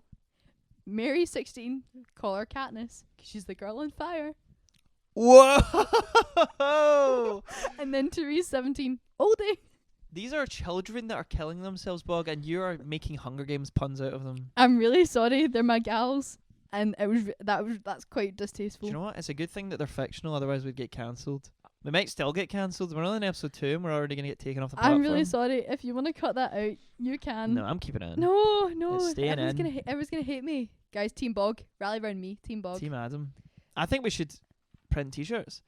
Guys, I'm going to put up a Q&A on the story. I want you to tell us whether you're Team Bog or Team Adam, And and I want you to vote. if everyone that votes Team Bog, I'll give you a big smooch on the nose. And if you don't vote for Team Adam, then I'm just not going to upload the podcast anymore. Adam has that power. I'm going to throw my toys out the pram and you're just not getting any more episodes. Adam has that power. So think about I'm before sorry. you vote. You know, think How carefully. about there's a third option? There's like Team Adam, but would vote for Bog, but love the content too much. Fair. Okay, or just Team 1AM Book Club. Okay, or maybe you're like a little middleman. Maybe You're you're bat like for a both little- teams. Maybe Little bisexual, but for the content. but for the content, bisexual, but for us. All right, The so music. that's pretty much it. I don't have anything else I really want to say. I was very happy to let you lead that discussion there, Bog, because I'm going in completely blind. You have got a lot of notes and I have absolutely none. Yeah, I couldn't even find my proper dissertation. I would have like had bits from it there, but I feel like I don't know. Yeah. My dissertation was well written, but I don't know if it like holds up. I'd like to read Only it. wrote it. I'd quite like to read it. Lolita's a very good book as well. Oh my gosh, I could. Yeah, Lolita's. Yeah, I would say that I prefer Lolita over this book, but this is a good book. this is. I've come around. This was easier to read for me than Lolita. Lolita's very lyrical. Yeah, So is this, but in a different way. Lolita's very lyrical in the way that the descriptions of the scenery when they're going on their road trip, or it's like very, I don't know. It's a different read. Yeah. Same like subject matter, Same. but just different. Same vibes. But a big bit of this book, well, not really a big bit, but like a significant bit of this book is the music. The tunes. Tunes. So as we mentioned before, the lesbians and the boys, the VSB, the VSYT, they The VSYT. yeah. Can that be the name for the Oh no, the, like the playlist? the VSL, Virgin Suicides Loyal. Oh, the Virgin Suicides Loyal. Small tangent. Back in 5th year, when Bog was just coming around, Yeah. my friend group was The Bug Loyal. The KBL, the Kira Bog Chef Loyal. Nice. I wish I Shout knew. out to Daniel who came up with that. Slay Daniel. Slay Daniel. How you doing, man? Miss you. Anyways, Don't know you, man, but you seem cool. he is cool. He's really cool. Yeah. Yeah. Okay. Book. So, is this the section? Are we gonna do the playlist? We Or are can we add- gonna this talk can- about the this can- music and we then- can talk about the music because there's a bit that goes along with it, and then you can add songs to what you All want. right. I need to have a think then. Okay, I'll give you time to think. Okay. Because I've got a lot here. Yes, please. From the book, we've got Alone Again Naturally by Gilbert O'Sullivan. You've Got a Friend by James Taylor. Where Do the Children Play by Cat Stevens. Dear Prudence by the Beatles. Candle in the Wind by Elton John. Good song. Wild Horses by Rolling Stones. Good song. Good song. At 17 by Janice Ian. Don't know that song. I don't Awesome song. I listened to it over like midnight on my birthday think. 'cause it talks about like at 17 I learned the truth, you know. Did you? Don't learn anything. I'm still learning. You're alright. It's What- like it's a really sad song. It's about like, you know, just being disillusioned at a young age, or maybe not like a young age, Okay. but like at a very Ties in very nice with this book then. yes, 'cause you know they're calling out for help through these songs. Mm-hmm. We've got Time in a Bottle by Jim Croce. Awesome song. Don't know that song. Awesome song. I'm gonna need to go away and actually listen to this playlist because Okay, I well don't know we're any putting it of on the play, so you will. Good. We've got So Far Away by Carole King. So good song. Don't know that Love song. Carole King. And Bridge Over Troubled Water. Doesn't say who, which version, Simon and Garfunkel. but I'm gonna say my husband's Simon and Garfunkel. Yeah, it's my gotta be favourite Simon and husband's. Garfunkel. It's the You know, best version. Elvis did do a very good cover of it, but Simon and It's the Garfunkel. original, right? You can't get better than Art Garfunkel No. Well, or you Paul can, Simon. Paul Simon. Paul Simon. But yeah, my favourite husband duo Ah, from the love movie, them. 'cause the soundtrack of the movie is very iconic. The whole score, so there's a difference between the soundtrack and the score. The score was made by a French duo called Air. Okay. And they made songs like High School Lover, Playground Love. Yep. If you look it up, there's like a whole album made by them, and it's very good. It's very, very Virgin Suicides because they made it for the Virgin Suicides. That makes sense. Checks out. But from the movie, we've got Magic Man by Heart. Awesome band that I found through this. Hello, It's Me. Heart. Yes. Is that Like not? Barracuda? Yeah, I was gonna say Barracuda. Oh my gosh. Love it. Ooh, Barracuda. a So great good. song. We've got Hello, It's Me by Todd Rundgren. Everything You've Done Wrong by Sloan. C'est Matin La by Air. The Air That I Breathe by the Hollies. Oh, great song. Oh, so good. So good. So good. Do you know what that reminds me of? The trailer for the new Saw movie because it was in Yes, Saw 10. it is. It Yeah. is. I went crazy when I heard it, and that Yeah. I was like, I love that song. Great It's song. one of my favorite songs. Good song. How Can You Mend a Broken Heart by Al Green. Alone Again Naturally by Gilbert O'Sullivan. Same as in like the book. from the book. Yeah. I'm Not in Love by 10cc. Great song. Oh, so good. It Reminds me of Guardians of the Galaxy. reminds me of listening to it in my room. A Dream Goes On Forever by Todd Rundgren again. Crazy on You by Heart. Also- Playground Love brackets vibraphone version All right. by Air. Nice. Oh my gosh, awesome. And Come Sail Away by Styx. Good song. You didn't know Heart. I didn't know Heart. Heart's a good band. It is very good. Crazy on You. Is that song? No idea. Playground Love and High School Lover are like the two songs that you think of when like the themes of the movie. Okay. Is that instrumental music? Yes. Okay. And it's like, this is a very niche reference, but I'm gonna say it anyway 'cause it's I wonder if I'm gonna get it. you might not. It reminds me of like the kind of melancholy, wistful background music of Paranorman. Oh wow, that's a deep cut. Yes, it's like there's a bit where like they're, I don't know, Norman's Stop like motion zombie movie. Norman's doing something and it's like in the background like do do do do do. Anyway. Well, that was great. I'm really glad I was here for that. Anyway. That's making for great podcast listening. Is this good, guys? Are you enjoying this content? The girls that know will know. All right. They'll Which know girls are those? me. The Lisbons. The Lisbon Lisbons. sisters. The Lisbons. Anyway, listen to those two songs and then watch Paranorman and you're gonna see what I mean. Well, there you Because- go. That's your homework, audience. Because what was the witch from Paranorman but just a girl? True. She was burned in the Just Salem. out- She was burned yeah. in the Salem witch trials True. It's a very dark movie playing for with children, fire. isn't it? for playing with fire. I It was one of my favourite movies It's a growing great up. movie. It was one of my favourite movies growing up. I'm gonna watch that tonight. I still get the DVD. Wow. And my DVD Obsolete technology. player. Mm-hmm. And what's our final? Are these other songs that These you are just other wanna songs add? that I want to add to the playlist. That I think encapsulate the kind of vibe, or they have the same colour as these other songs. Yeah.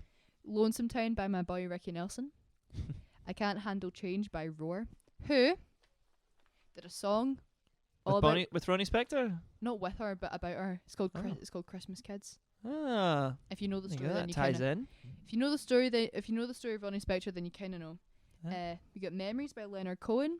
You got For Your Eyes Only by Babe Rainbow. Oh, so good. Mm-hmm. The Dance Is Over by the Shirelles, who you'd know like the little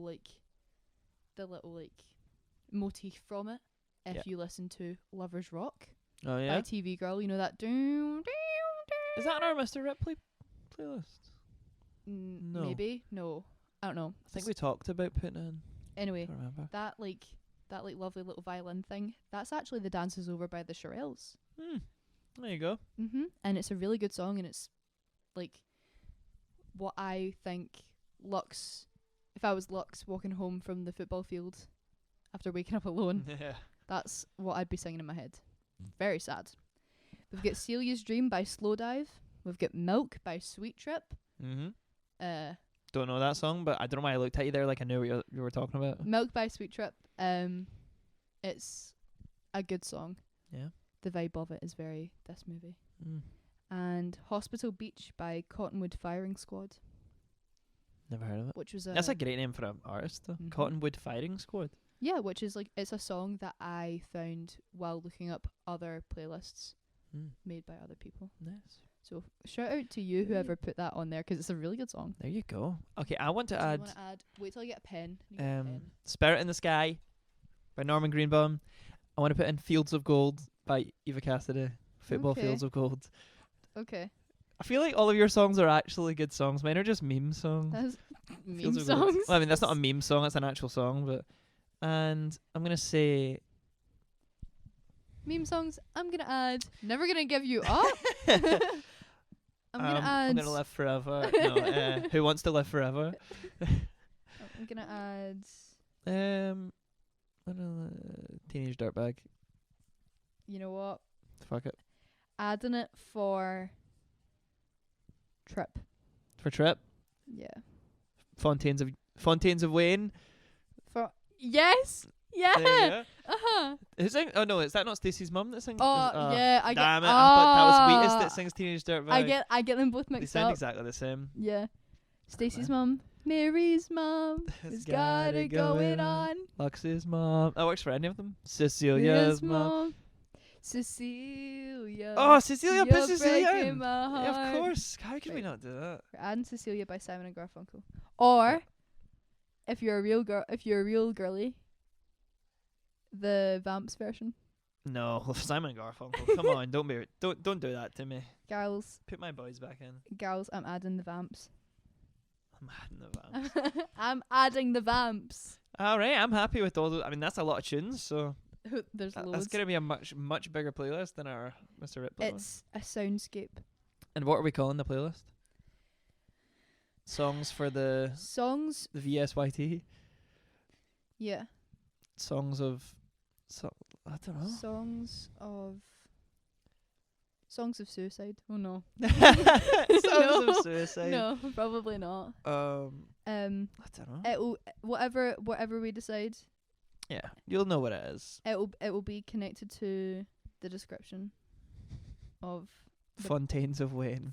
Fontaines I like of. that. Can we do that? Okay. Okay, it'll be Fontaines of Wayne, but the picture will be of the girls. Yeah. of course. Also, if you click on, it's like my. It's in the bio. I It's think. in the bio, right? But like my thing, like so I make the playlist. It's on my like Spotify account, and you can find the Tom Ripley one there as well. Yeah. And you can also find my other playlists, because guys, I've got really good music taste, and if you want a little personal glimpse to my life, what I listen to, If you want to really get into the mind of if the you bog. want to really get in there, then I'd be listening to Happy Vibes by Bogachev. Happy Vibes by Bog and Adam. Yep. All of my playlists are extremely embarrassing, so please don't go onto my Spotify. I don't think anyone's gonna do that. Mine are all just I've got empty some songs. bangers. I've got some banger ones. You Right. wanna do? Do you want to do Q&A? Yes. Oh my god, I totally forgot. We have a lot of different Oops. questions. Well, not a lot, but we've got We've one, got a few. 2, 3, 4, Been a long 5. time. 6. All right, I'll just go in order of the questions that we received. So thank you everyone for your questions. Yep. Once again, we got quite a good response this time. Yep. So I guess our first question comes from Benji England. Benji England, my lover. Hi Benji. And Benji wants to know, are there any books that you regret reading? Money by Martin and Me. Money by Martin and Me. You didn't read it all though? You didn't finish reading it? I did not finish it, but I didn't like it, so I'm not gonna finish it. The Lovely Bones by Alice Sebold. Do you regret reading that because it was like heartbreaking, or No, it was bad. It was just bad. Okay, fair enough. Or maybe it was like a book that I regret reading. I've never read a book that I've come away from and been like, well, my life is ruined because of reading that book. Maybe like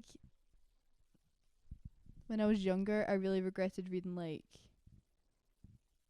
what was it called, like The School of Good and Evil, just 'cause it took me so long to get through and I yeah. didn't enjoy it. Yeah. I kind of a book that I regret reading. That's a really good question. That's a really loaded question. That's a really good question, Benji. A book that I regret reading, probably The Great Gatsby twice.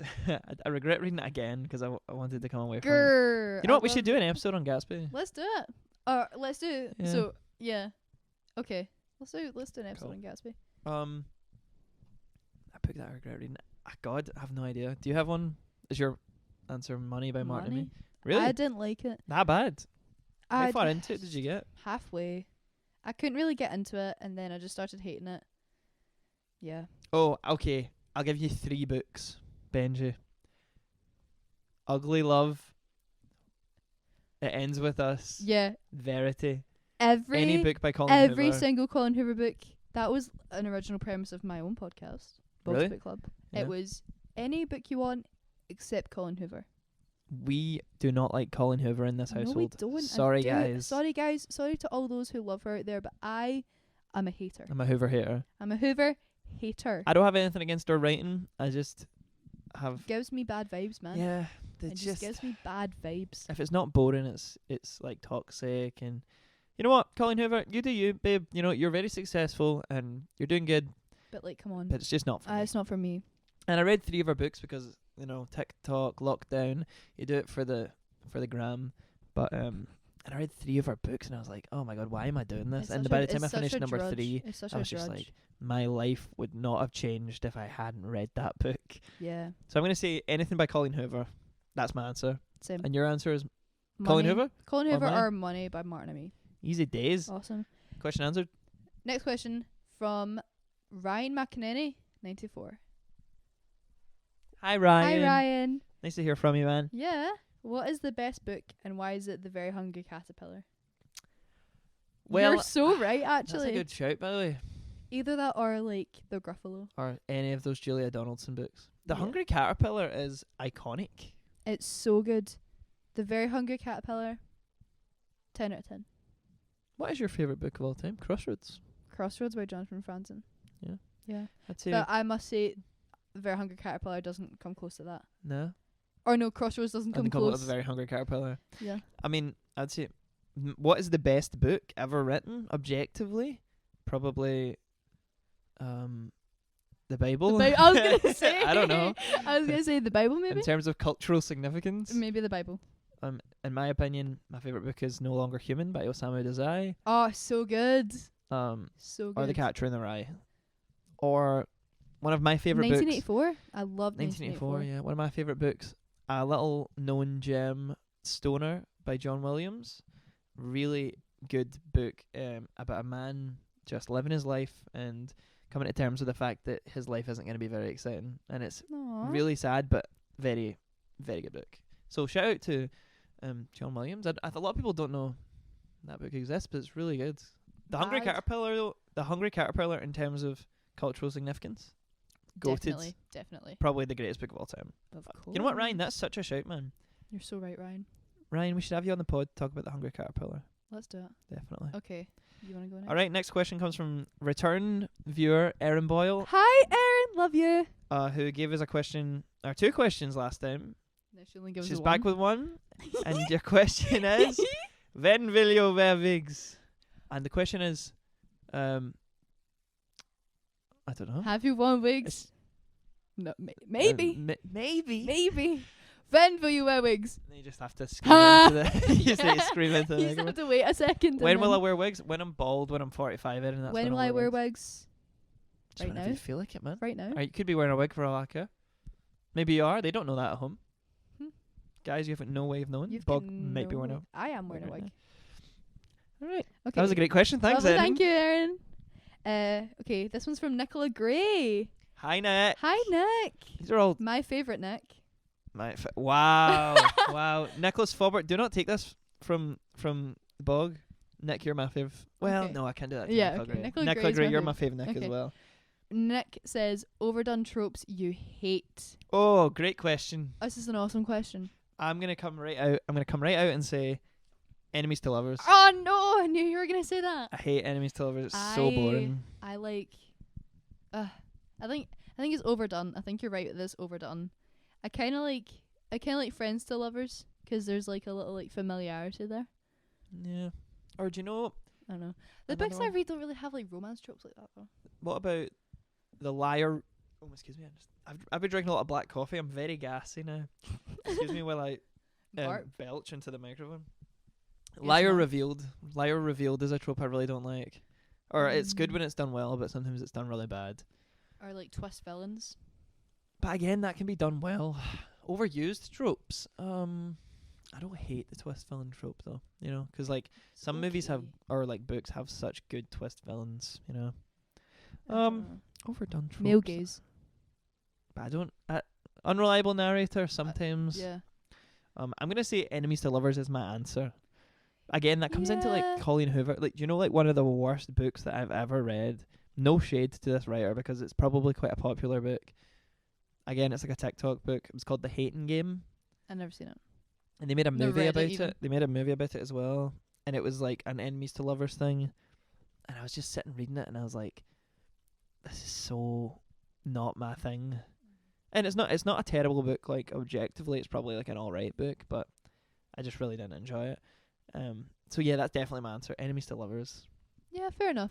Friends to lovers, I feel like is Friends lovers is it's okay. kind of good though. It's okay, I like it. Like normal people's good. I've got normal people in my bag right now. Do you? Yeah. It's a good book. Yeah. I No bought it. spoilers. I bought it in the Edinburgh train station. Sally Rooney is another. Panic bought it. That's another 'cause I was by author myself that with controversially I'm not a massive fan of. Although I must say I really enjoyed her new book. Well, it's not that new now. It's called Beautiful World. Where Are You? Great book. Never read that one. Really Sorry. good. Normal People's good though. That's a good example of friends to lovers. Yeah. Or Friends to lovers and then to strangers at the end. Yeah. That's yeah. actually kind of sad. That is. Friends to lovers to strangers. I think this Friends isn't. to lovers to altered friendship. Yeah. This isn't necessarily a trope, but see, like, the example I'm thinking of is spoiler alert for the book A Little Life. If you don't want a spoiler for A Little Life, Think like this little don't life. listen to this part of the podcast. Do you care if I spoil this book? No. Okay. So one of the main characters of A Little Life dies unexpectedly in a car crash near the end of the book, and it's so annoying because it's such a cheap way to kill off a character, and it's done for pure shock value. And I kind of, is that a trope, like the kind of unexpected like death of a main character trope? I don't know. The car accident trope. Yeah. That Another annoys one me. that I'm Lazy writing like sometimes. when I don't know when I used to do like a lot of when I used to do a lot of writing. I don't know. I used to like do a lot of it's all in their heads. Oh, it was all a dream. Oh, Not I like hate not that. like it was all a dream, but like it's all in their head. My Yeah. higher folio essay for the SQA, they got me an A in higher English. But the Virgin Suicides is kind of all in their heads. Yeah, was unreliable narrator more than all in their heads. Yeah. It's like, yeah, my higher thing was about like there's this travel article writer, and she's going through the Van Gogh paintings everywhere that Van Gogh painted, and she's like, this prison is awful morbid. Yeah. Or the sky is swirling. Or like, I'm sitting at this cafe with a terrace and it's very beautiful and I'm looking out onto the promenade and the sky is swirling. And then it turns out that she's like insane and it's all in her head. Yeah, actually, I get what you mean. That's kind of an overdone It's trope. kind of overdone, but it's good in hey. like Shutter Island's like a good example. I yes, think. like it can be done. It can be very well done, but I just think when you're like, I don't know, it's very easy to do. Yeah. Final answer. I'm gonna say either Enemies to Lovers or whatever the last one I just said was. I'm gonna say Enemies to Lovers is one that I don't like. Liar Revealed. Unexpected death of main character. Yeah. Those are the Solid. ones. Good question, Nicola. Thank you. Thank you, Nicola. Nicola Gray, shout out. Love you. You should come on the podcast. You should. All right. You want to do the next question? Oh wait, did I read that question? No, I read it, Nicola's. Okay, the next question comes from Claire Stewart 397. That's right, my mum has a Hi, question on the podcast Claire. this episode. Hi. My mum wants to know. Hi, Mum. I only read when on holiday. I like crime stories. Any recommendations? Mum, say no more. You should read Gone Girl. Read Gone I've Girl. been telling you to read Gone Girl Read for Gone so Girl. long. Nah, you're right there. It is the greatest crime story ever. If you like something that's easy to read, but you want to like branch out into maybe like crime/murder. I will say this. My mum probably owns every James Patterson book ever written. That's okay. So that's the kind of wheelhouse we're operating in. Okay. If you want to do something a little bit different and broaden your horizons, you should definitely read The Decagon House Murder. Never heard of it. It's it was published in like the 80s or something. I can't remember. It's a Japanese author that wrote it, and it's very good. And it's like if you've ever read Agatha Christie's and then There Were None, it's like that. Slay.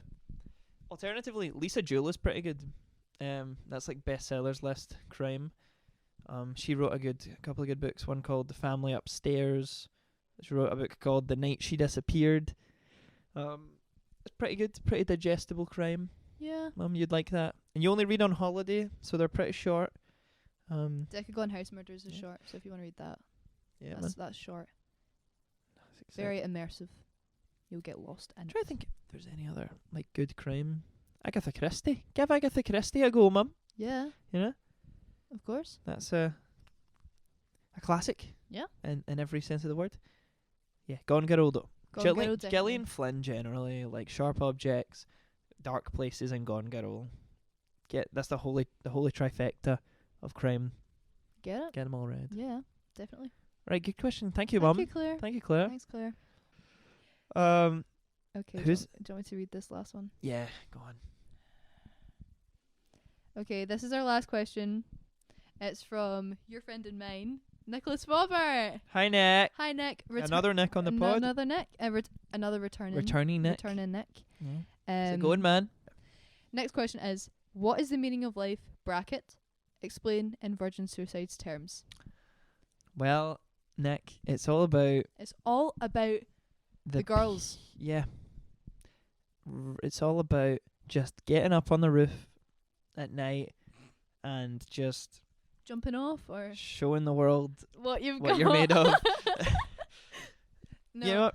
Very profound answer. I'm happy with that answer. I'm going to go with that. Okay. If you want to go with that, then that's okay. It's about trees. It's about explaining Virgin Suicide's terms. Damn. I should have read the book. It's about, I don't know. I think that's a very good question, actually. If we're thinking about it with our like English student hats on.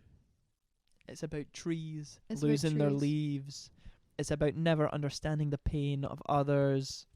It's about secret tunnels under the city that go to directly into people's upstairs houses for some reason. It's about bras on crosses.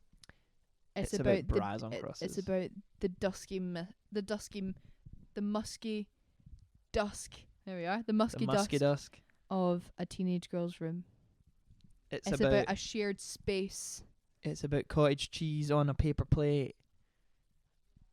Bra. I'm giving you your 10s right now. This is Okay, thank you. I actually appreciate that. I kind of needed to hear that. Yeah. yeah. Thank you. Yeah. I think, does that cover it, Nick? I don't know. Is that the meaning of life? Does that cover it? How about Nick? You read the book. All we've done there was not answer next question and freestyle rap for some reason. Nick, you should read this book. I Nick, think read the book. everyone reads The Virgin Suicide. You know, I know I was talking shit, but I think It's a really good book. regardless, you should always read What we something. talk Give it a about. chance. You know, You should always read what we talk about. always give a book a chance. Take a chance on reading, unless it's Money by Martin and Me or Colleen Hoover. Yeah. All right. Do you have anything else Mm, that you want to talk about? Have we missed anything? I don't know. I don't think so. I think that was everything that I wanted to I say. know that was. Apart from me going away to America. soon. Yeah. Do you want to explain? Yeah, so I'm going away to teach in a summer camp in America. Mhm. I'll be here for the May episode, but I'll be gone for June, July, and August. So we're gonna have to backlog episodes. Yeah, so either we record 2 episodes in the following 3 months. Yep.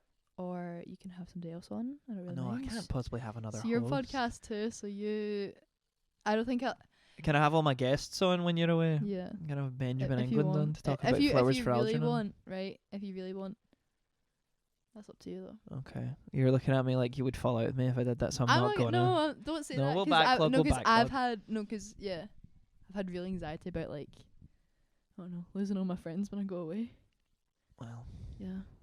I need you to come back to help me finish the podcast, season 1. So Season 1. you know what? I'll Wednesday? wait for you. Yeah. We can backlog. Aw, thank We can you. backlog. I'll just be sitting here alone with my microphone for 8 weeks or however long it is that you're You're away. like sat outside my house in your car. Yeah. I'm away Like for this. 12 weeks. 12 weeks. 12 How am I gonna weeks. cope? I don't know. How am I gonna cope? I'll write you letters. Please do. Yeah, I'll You write play one. me records over the phone. Yeah. There you go. Cry You're for like, help. Cry for help. Yeah. Let me out. There's too many people here. I can't do it anymore. Too much music. Too many Americans. Too many Americans. You come back and you're like, hey, I'm walking here. I come back and it's the Fully Italian American. the Foo Fighters. Foo Fighters. And now welcome the Foo Fighters. All right.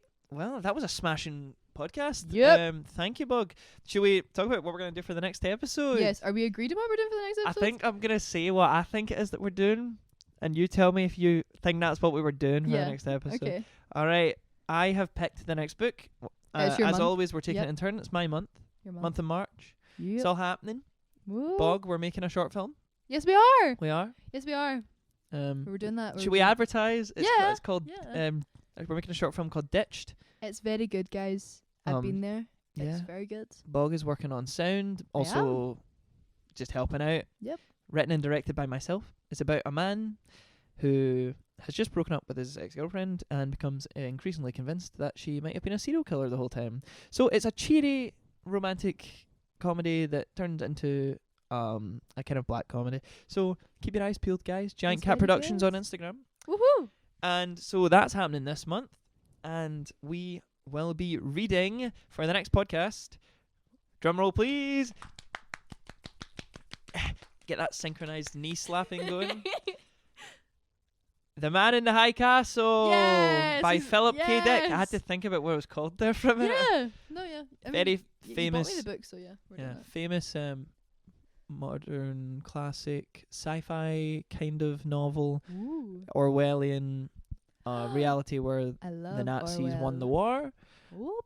So it'll be quite an interesting episode about history, and Very much a gear shift from this. very much I'm excited to read it. It's another fairly short book, so Good. That means Um, we can get 2 done. in yeah. a month. exciting. So guys, I hope you're ready to tune into that. So be ready to read The Man in the High Castle by Philip K. Dick. Again, we'll put up a post. Basically, if some of you didn't make it this far, we'll put up a post on the page demonstrating what book we are doing next. And as for now, I guess Thank you. that's pretty much the podcast. Do you have any final parting words? I just want to say thank you to all those here. Yeah. All those who made it this far. I know. All of our yapping. Thank you for making it this far. Me. Yeah. Thank you. Thank you for making it this far. I'm actually proud of myself. I came How? into this podcast with 0 notes, and somehow we held a conversation. We did Somewhat. somewhat, and I awesome. didn't shout or scream. I I know, thought I yeah. thought I was gonna get like really like, rah!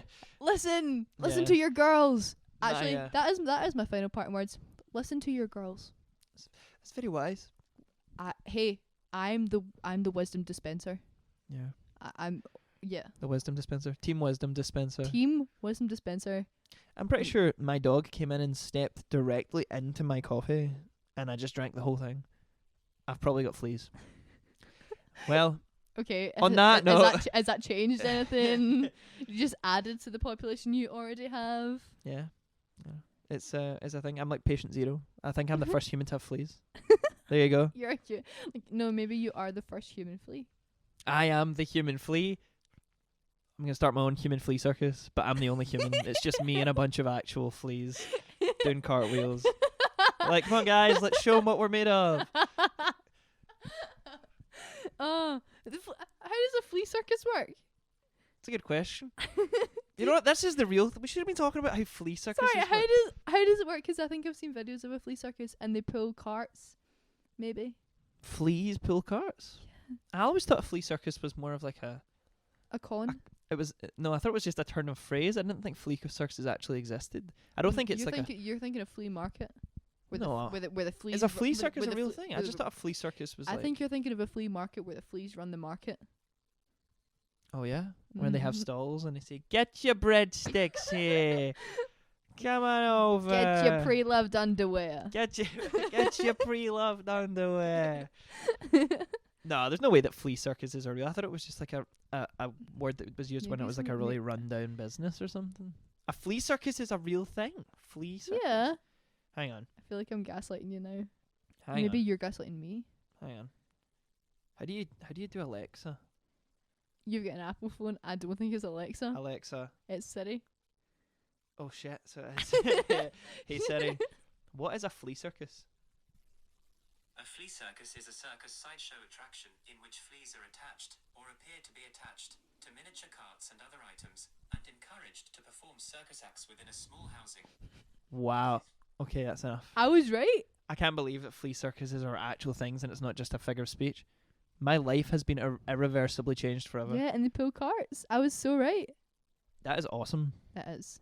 We need to go and see a flea circus. We should go on tour, the 1am Book Club podcast tour, to the flea circus. Guys, I'm being so serious right now. Let's blow this up and get us on tour. Good idea. Let's We blow could take roadies. Nicholas Faubert, Erin Boyle, our two roadies Our two roadies. on the road. All right.